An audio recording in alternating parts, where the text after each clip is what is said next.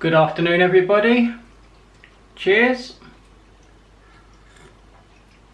Oh yeah, that's lovely. So as you can probably tell from this thumbnail, we are going to Orlando tomorrow. This is the pre-travel day. So it is currently Thursday the 15th of September and it's coming up to 5 o'clock. We're not going till tomorrow, but I thought I'd come on now just to tell you a little bit about the trip, what we're doing and stuff like that, because tomorrow morning is going to be a bit manic. So for those that don't know, tomorrow Jess and I are making our way to Gatwick Airport. We've got a flight with TUI. I think it's at like 10:50 in the morning, and that's going to Melbourne International Airport in Florida. That's the only airport that TUI fly to in America. It used to be Stanford, I think it was, but then it changed. I think it was a few months back, possibly a few months back. So now it's flying into Melbourne. It's like a small little airport, brand new. So we are looking forward to seeing the airport. We have watched a few vlogs of it on YouTube and it looks very small, but it's got everything you need. So we are looking forward to that. So when we get to Melbourne Airport, we've got a rental car. Now we could have got some transfers with TUI, but it's not a package holiday, so they don't come free with the package. So we did see if we could go and ask TUI if we can get a quote for a coach, and it came to really expensive. Like this was like £300. So we looked at other transport ways, and we even looked at an Uber, and it was just coming to too much. So it was actually cheaper to rent a car for that day. So when we land into Melbourne Airport, we'll pick up the car and we'll drive into International Drive. We are staying at the Days Inn by Wyndham Convention Centre, which is on International Drive. It's not far from the Point Orlando. We're staying there for 3 days. So the 16th, 17th, 18th. On the 19th we are leaving, and we are making our way to MCO, that's the Orlando Airport, where we pick up a coach which will take us to Port Canaveral, and then we'll be embarking on the Mariner of the Seas cruise ship, which is by Royal Caribbean. So we'll be on the cruise for 5 days, which we're really looking forward to. We've never done a Royal Caribbean cruise before. What we have found with other cruise lines is we've only sailed on P&O and Celebrity. Now Celebrity is an American ship and P&O is British. Now we both like both cruise lines because we think they're both brilliant, but we think, well, we have come to the conclusion that American ships are more of a party ship, whereas P&O is more regal and posh and glitz and glam. The American cruise ships are more of a, party vibe, which we do like. We like both, but I think we do edge the American cruise ships because of the partiness, and everyone's so enthusiastic. There's never like a quiet moment. Everyone's on the go. Everyone wants to party and enjoy themselves. So yeah, we're on the cruise for 5 days. Now we will be sailing to Labadee, which is a private island owned by Royal Caribbean. That's in Haiti, and we'll actually get there on the 21st of September, which is actually my 35th birthday. So I'm going to be really looking forward to chilling on the beach with a beer or two. And then on the 23rd, I think it's the 23rd, we're actually going to Coco Key. The cruise is 6 days and 5 nights, but we're really looking forward to it. I do want to say we do have an indoor cabin. So when we booked this holiday, there's a little story behind it, but I'll try and give it a short version. So when we first originally booked a trip, we booked it in September last year, September 2021. And the original trip was to go on the Marella Explorer 2 with TUI, the cruise ship, and go to the Canary Islands, flying to Tenerife, and then cruising around the Canary Islands for a week and then flying back. That was the original plan, and we booked it in September to go in January 2022. Just after we booked it, we got a confirmation from Camp Greentop that was going to winter camp. So once we realised the dates of winter camp, we realised that we're not going to be back from winter camp until the January the 8th, and our cruise on the Morella was January the 11th, and at that time we still have to test before the cruise. So those 3 days we had to do all the washing, had to travel home, had to sort things out, try and hopefully test negative for COVID, and then make our way back to the airport. And in those 3 days we thought it's going to be too much of a turnaround. So we decided that obviously we was going to go to winter camp because we wanted to go, we couldn't let people down. So we thought we'd ask TUI if we could move the cruise to a later date. Now when we originally booked this cruise, Jess spoke to TUI, our local travel agents, and asked for all the support to be put on file, like where she wants to sit, she might need airport assistance and stuff like that. And it was all done and sorted as far as we know. But then we was told it wasn't done. So we had a little complaint, not much, just saying, you know, it should have been sorted. So for that trouble, they allowed us to move the cruise to another date free of charge, which was like, thank you very much, thank you. We didn't ask for that, they just offered to do that just because of the bits of trouble that we had earlier when booking it. So the only other option of dates that we could go on this cruise, we had to move it from January, was November. We didn't want to really wait till November to go on the cruise, but they were the only dates that were the same price as what we paid for. So we said, yep, that's fine, we'll move it to November. So it came to Christmas and we got COVID, so we didn't go to winter camp in the end, so we could have gone on the cruise. But anyway, so after we moved it to November, I think we moved it in October. I think we went into the travel agents in October and moved it for November this year for the Morella. And then when we got back, about 2 or 3 days later, after it had all been changed, all finalised, we watched Sean and Steph. Now, for anyone that don't know, Sean and Steph are American YouTubers. Sadly, Sean passed away a few years ago, 2 years ago, and now it's just Steph on her own, but she's still doing the travelling. And she was on the Mariner of the Seas cruise ship with Royal Caribbean. And instantly, me and Jess just loved the ship. Absolutely loved it. So we looked at each other and thought, should we go on that? Should we try and get the money? So Jess had a look online, and it turns out it was only like £200 for dates in September. So then we looked at cheap flights on TUI's website for Orlando or Melbourne, and the flights were only like £600. So it's like, do you think we could go back to TUI again and see if we can cancel the whole Morella for November, cancel the whole lot, and then rebook some cheap flights with them, and then we can come home and book Royal Caribbean with the change that we've got left. So it was a little bit iffy asking, because we wasn't sure if they're going to be like, you know, this is the 3rd time now you've changed it. But we went there and said, we've got a cruise in November, can we cancel it please, and can we buy cheap flights to Florida instead? So they said they have to take £100 out as like a charge for cancellation, but there's no reason why they can't. So the lady found at TUI some cheap flights, I think it was about £700 return, on September the 16th to September the 27th. And then we've done all that, paid the £100, and then we had about, once we paid for the £700 flights and they took the £100 out, that was for obviously our charge for cancelling, we still had like £400 left from the money that we paid for the cruise. So we came home, went on to Royal Caribbean, found the cruise that we wanted, and this is from the 19th of September to the 24th. So we're flying on the 16th, cruising on the 19th to the 24th, and then flying home on the 27th. Everything just fitted in right.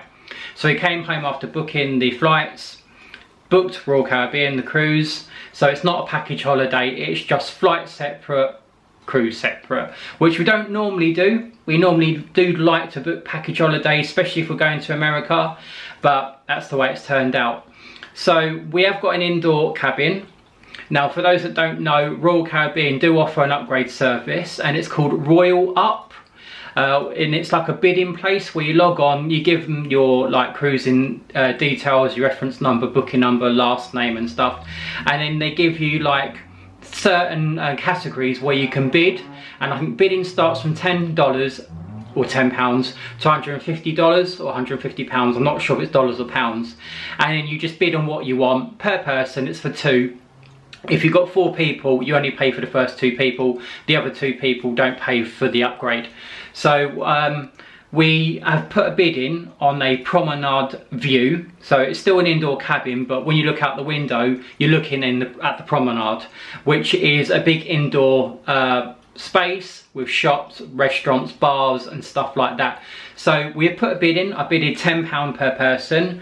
We've not heard anything back just yet, but it did say on the email that it could take anything up to 2 hours before the sale date to hear back to see if we've been successful. If I don't hear anything after those 2 hours, then we haven't been successful and no payment will be taken.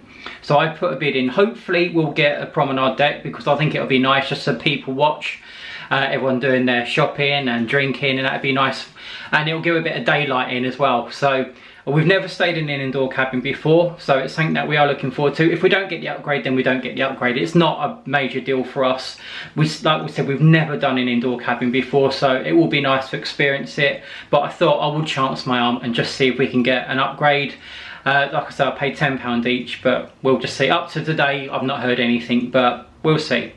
So then once we've done the 5 days on the cruise, we'll be disembarking the ship on the 24th of September. And then we'll be making our way back from Port Canaveral to MCO, the airport, via a coach that we've booked and paid for separately. And then from MCO, we'll be making our way to another hotel. Well, it's the same hotel basically that we stayed in before we went on the cruise. So we'll be making our way back to the Days Inn by Wyndham Convention Centre, and we're there for another 3 days. So in total, I think we're away for about 14 days roughly.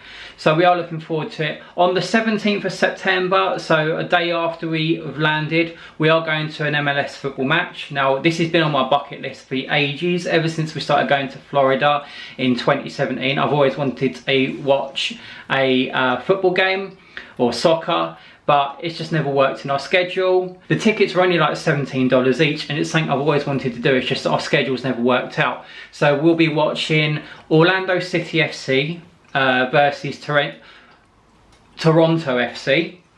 So I'm looking forward to that. So if you remember, looking back on our Instagram, if you do follow us on Instagram, if you've looked at our story and our reels over the last couple of months, you would have seen that Jess and I went to a Baltimore Ravens game, which is American football, and that was something that Jess always wanted to do. So I went with her. I'm not a massive American football fan. I went with her to that, so she's going to come to the football game with me. It's for my birthday as well, so she's bought that for me, so thank you very much, Jess. So I'm looking forward to that. The 18th, we're not too sure about it. Now this trip, we're not doing Disney. It's just too much and it doesn't fit in our budget. We haven't got the money, and it just didn't work out for us this year. What we're going to do on the 18th is we're going to go to Disney Springs, and I think we're going to go and look around like the Animal Kingdom Lodge. Now this is something that we wanted to do in March, so if you've not watched our March Disney World ventures yet, just go onto our channel, you will see them on there. I think it's under a playlist like America, Walt Disney World trip, March, something like that, 2022. But yeah, we did make all these big plans to go here and there and everywhere, and then when we got there and we realised just how big the parks are and stuff, we didn't do any of the stuff that we said. So we will check out, well, we're hoping to check out Animal Kingdom Lodge, maybe the Grand Floridian, Disney Springs. I think we're going to go to Universal Boardwalk and stuff like that. So that's plans for the 18th. When we land and get to the hotel on the 16th, I think that day is going to be a write-off, because by the time we get the car driven, it's about an hour and a half drive. By the time we checked in, done a room tour, unpacked to a certain degree, we're looking about 7-8 o'clock at night.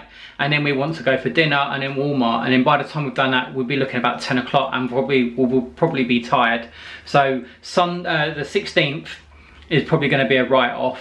17th we're at the football, and then the 18th hopefully we can go around some of the Disney resorts. That's the plan anyway. And obviously the 19th we are going to Port Canaveral for the cruise. When we get off the cruise on the 24th to the 27th, I'm not entirely sure what we're going to do. It depends on our money, depends on what's around. We've not made any plans yet. We're just going to take those 3 days by ear. It might just be chilling by the pool in the hotel. We're not entirely sure. But we do have the car on the 26th of September, because that's how we're going to get back to Melbourne Airport on the 27th to fly home. So we will have the car from about 3 o'clock onwards on the 26th. So we'll probably will go back to Walmart again, probably go for somewhere for dinner and stuff like that. But it is really, really exciting. I'm going to go soon because I've been waffling on for about 14 minutes, and I'll never know whether you like these monologues or you know, these pre-flight, these pre-travel days. I'm never sure. One sec. I never know, but that's the plan. We're very excited to go. So the plan this afternoon is Jess is just in the bedroom packing. If you didn't know, Jess about 8 or 9 days ago wasn't feeling very well. Now I won't go into too much detail, but she wasn't feeling very well. She said something wasn't right with her tube, her neck was in pain, she couldn't move it. She said something was not right. I put it down to her maybe sleeping funny, but she said, no Wayne, seriously, something's not right with my tube. So to cut long story short, we called an ambulance one day, I think it was last Thursday, yes, last Thursday. Paramedic came around, said that they couldn't put a finger on what was wrong, but they could see she was in pain. And they gave us an option. They said, we can either take you ourselves to the hospital, but the ambulances are queuing in the car park. You could be waiting hours in the ambulance before you even get seen by, you know, doctor. Or I can run up there myself in the car and you'll get seen a little bit quicker. So we said, we'll do that then. So we took Jess up to the hospital last Thursday. Cut a long story short, it turns out she had sepsis, or the early stages of it. For those that don't know, Jessica has a dialysis catheter, or did have a dialysis catheter in her chest. And somehow it got an infection. Now she's had the dialysis catheter for about 18 months. For the first, say, 13, 14 months, she had it on one side of her chest, but that got a clot in it and clogged and blocked. So they moved it to the other side, and she had that in there for a couple of months. But for some reason, it got an infection in it, and it was early start of sepsis. So they said, I'm so sorry, Jess, but you're gonna have to stay in for a couple of days minimum, because we need to get this infection under control. So it was touch and go whether it was actually going to make it to this holiday. So she was admitted Thursday night, about 11 at night. She was on antibiotics throughout the whole stay in hospital. They've removed the tube up her chest, so she's completely got no tube in now. She's got a little hole, but that's been covered up, and hopefully that should heal up nicely. Going forward with a plasma exchange, we're not entirely sure. I think she's going to have a couple of months off of it, just to let her body relax and unwind and sort itself out. And then moving forward, I think they're going to use cannulas or some other stuff like that to get the plasma in her. But it was really touch and go if she was going to make it to the holiday, because it got to Saturday night and stuff still was not coming back how the doctors wanted it. The infection, or her blood cells and the white blood cells were still quite high. She had inflammation somewhere in the body, but she's always suffered with that, and it wasn't looking promising. So when she was admitted, they did say to her that it'll be about a few days, but by Saturday the doctor was like, I'm not sure if you're going to be able to make it. But the antibiotics worked, and she came out Monday. I think it was Monday the 12th September she came out. She's got the all clear from the doctors, so she's fit to fly. She's got all the letters that we need. She is still not 100%. She's been told to take it easy, but she is running around like headless chicken trying to get it packed, because those days in hospital were the time that was going to get everything packed, all the documents sorted and everything. But obviously she was in hospital. I did offer, but Jess said no, she wants to do it on her own and do it, you know, her own way. She's got her own methods of packing, own methods of printing out all the documentation and stuff like that. So it has been a quite quick turnaround from when she got out Monday to now Thursday. But she is on the mend. She's still not 100%. She can't drink on this cruise or the whole entire holiday until I think it's my birthday or the day after, because that's how long she's on this medication for. It's very strong antibiotics to clear the infection up, but the main thing is she's better, or getting better. She's out and we can go on this holiday. So we are very grateful, because it did get very close to us maybe cancelling it, which we didn't want to do, but obviously our health comes first. The plan now is, it's actually currently coming up to 5:30, so the plan is now, I'm going to go and watch Man United. They're on tonight, so I'm going to watch that. My brother is coming round about 7:30, 8 o'clock tonight for a chippy tea. He'll be taking us actually to the airport, well, not to the airport, he'll be taking us to the station. Normally when we book a holiday, we always try and fly from Heathrow, because it's so easy to get to for us. There's one bus straight there and it's free basically for me and Jess. But this holiday was with TUI, so obviously when you go to America and fly to Florida, their airport is obviously Melbourne, so we had to fly obviously from Gatwick to Melbourne. So it's not ideal for us. It's a little bit more awkward to get to Gatwick, but we do have a train from the next town that takes us straight there. So our flight is at 10:50 in the morning tomorrow, so we need to be there for about 7, half 7. Now we do have a lounge booked, it's with our bank. People have asked us, how do we get our lounges and where do we get them from? So me and Jess have a joint account called from Barclays, and you can add on a pack called the Travel Plus Pack. Now I believe it's £18 a month, and with that you get travel insurance for 2 people. I think it's for 2 people, and you also get 6 airport lounge visits. So that's what we do. So we booked the airport lounge, so we've got that. I'm not sure if it's in North or South Terminal, I can't remember. Just know he deals with all that. So we've got the lounge booked from 7. But anyway, that's the plan. So Matt will be around here about 8 o'clock with a chippy tea, hopefully. And then he's staying here till about 3 with us. And then he's going to nip us to the station at St Albans, and then we can get the train straight to Gatwick. It was the cheapest option we could do, was the train. We did look at driving, but parking was extortionate. There is no buses to get us there at the time we need it, and even if we got like a coach, we'll have to go into London to come back out of London again, and it was just too much on us to do at that early hours. So my brother has kindly said that he'll drop us off at St Albans station, and then we can get the train straight to Gatwick. So that is the plan. As I said, we are looking very forward to this trip. It's come around so quick. I know it only feels like we came back from camp about 3 weeks ago, and that's because it has. I do want to say thank you to all the support. Jess posted on our Instagram. If you're not sure of our Instagram, I'll get Jess to put it along there. Jess posted on Instagram and Twitter and Facebook and on YouTube about how poorly she's been. But we've had loads of well wishes, because Jess did announce about how ill she was and that she'd been in hospital. And we've had nothing but love and support, and God knows what. There's just been so much love and support on comments, get better soon. It's just been lovely. So we have tried to reply to everyone. If we haven't, we do apologise. But yeah, I'm going to go now, because I've probably been waffling on for about half hour now, which was never intended. My brother will be here soon. We've got to have some dinner, and then we're going to get an early night, because we've got an early start tomorrow morning. Probably about 2 o'clock we're going to have to get up. But yeah, next you'll see us was probably leaving this house, waving goodbye to Trevi and getting in my brother's car. But yeah, thank you for watching, and we'll see you in a little while. Bye.